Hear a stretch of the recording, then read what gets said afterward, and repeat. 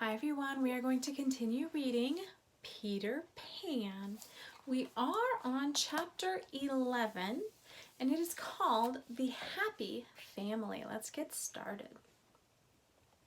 On the night that would come to be known as the night of all nights, the children ate a make-believe dinner.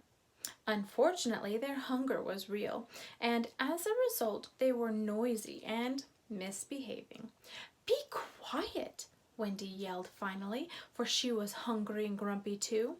"Is your plate empty?" Slightly looked down at his imaginary plate. "Not quite, Mommy." "He didn't take one bite of his carrots," Nibs said. John raised his hand. "Since Peter isn't here, can I sit in his chair?" "Sit in Father's chair? No," replied Wendy, who had taken to referring to Peter as father. "He's not our real father," John complained. Toodles wanted in too. "Can I be the father?" he asked. "No," Wendy said. "What about the baby?" he asked. "I'm the baby," Michael said. He was already settled in his comfortable basket. Toodles moped.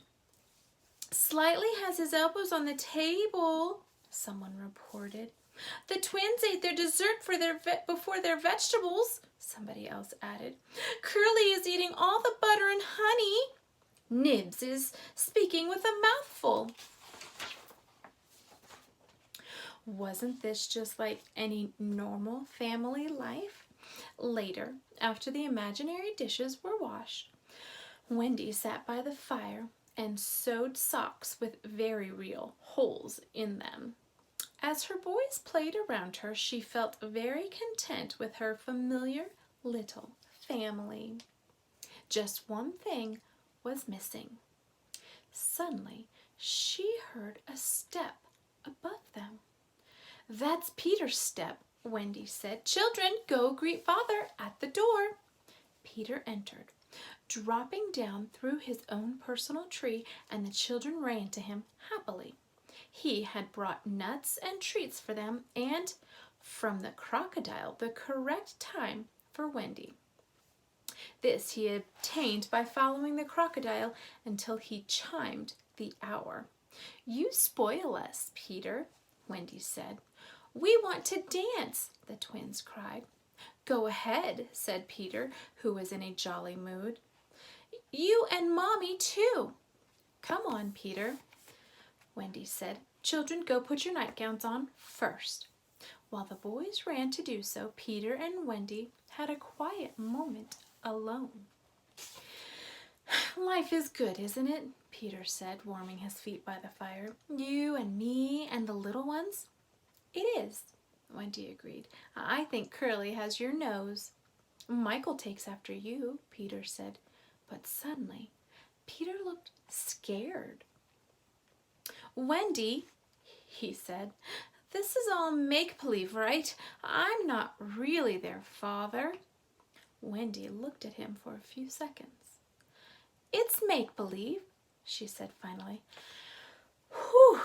Peter cried. "I can't tell you how relieved I am to hear that. It would make me feel so old to be their real father." "And how do you feel about me?" Wendy asked, and Peter just blinked, as if he didn't quite understand the question. Wendy sighed and went to sit at the other end of the room with her back to him. At that moment, the boys came out and sang and danced for Peter and Wendy in their nightgowns.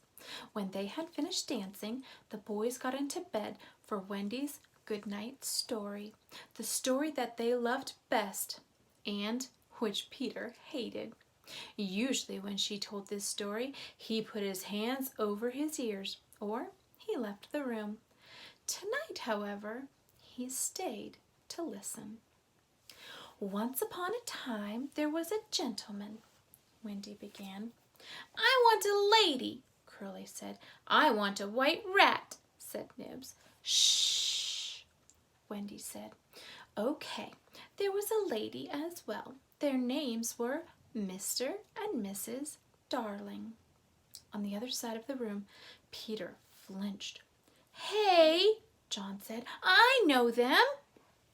"Me too," said Michael, but he didn't sound so sure.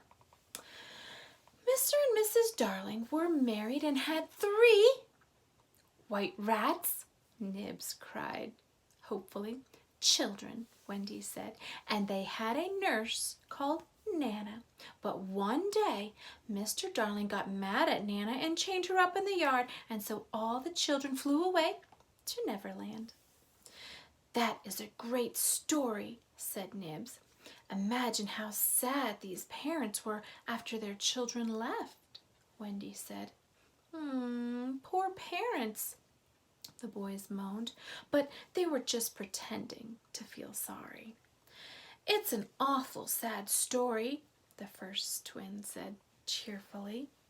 "If you knew how strong a mother's love is, you wouldn't worry," Wendy said. And now she came to the part that Peter hated most. "You see," Wendy said, "the mother left the window open so her children could fly back. One day," she closed her eyes. "Can't you see it? Can't you picture the happy scene when the children finally fly back home?" From Peter's corner came a hollow groan. "Are you in pain?" Wendy asked. "No, but you are wrong about mothers." He took a deep breath. "A long time ago I thought my mother would also keep the window open for me, so I stayed away and played. But when I flew back, the window was locked. She had forgotten all about me, and another little boy was sleeping in my bed." "Is that true or make-believe?" Wendy asked, alarmed. Peter wasn't sure, but it scared the children all the same. "So that is what mothers are like," they all thought. "Wendy, let's go home right now," John cried. "Maybe it's too late and the window's already locked." "Yes," she said, clutching her brothers. She was so worried about the closed window that she didn't even think about Peter's feelings. "Peter, will you arrange it?" "If you like," he replied coolly, as if she had asked him to pass the nuts. After all, if she didn't care, neither would he. Upset at the idea of losing their mother, the Lost Boys surrounded Wendy threateningly. "We won't let you go," they all cried. "We'll keep you prisoner." "Toodles, help!" Wendy cried. Somehow, even though he was the silliest boy, she knew he was the right person to ask. Toodles stepped between her and the rest of the boys. "You'll have to go through me first," he said. And Peter spoke up. "We keep no girls here against their will. Since flying makes you so tired, I'll have the Indians guide you through the woods. Then Tink can take you across the sea." "Oh, thank you, Peter," Wendy said. She turned to the Lost Boys. "Come with us," she offered. "I am sure my parents would adopt you." This was meant mainly for Peter, but all of the boys jumped with joy. "Can we go, Peter?" they pleaded. "If you like," he repeated bitterly, and they rushed to pack. However, he didn't move. "Go pack, Peter," Wendy said. Her voice was low. "I'm not going," he replied. Then, to show that he didn't care, he skipped around the room singing. "But we can find your mother," Wendy begged. "No, I don't like mothers. She would only tell me I have to grow up and stop having fun." The other boys watched this exchange nervously. "Peter? He's not coming? Well, what would they do? Could they still go? Did they want to still go?" "Now then," Peter said, "I'll have no fuss, no blubbering goodbyes. It was a good pleasure to meet you, Wendy." And he held out his hand formally. you'll take good care of yourself?" she asked. "Yes. Ready, Tinkerbell?" And Tinkerbell groaned from her cave. She resented having to help Wendy, but at least the girl would finally be gone.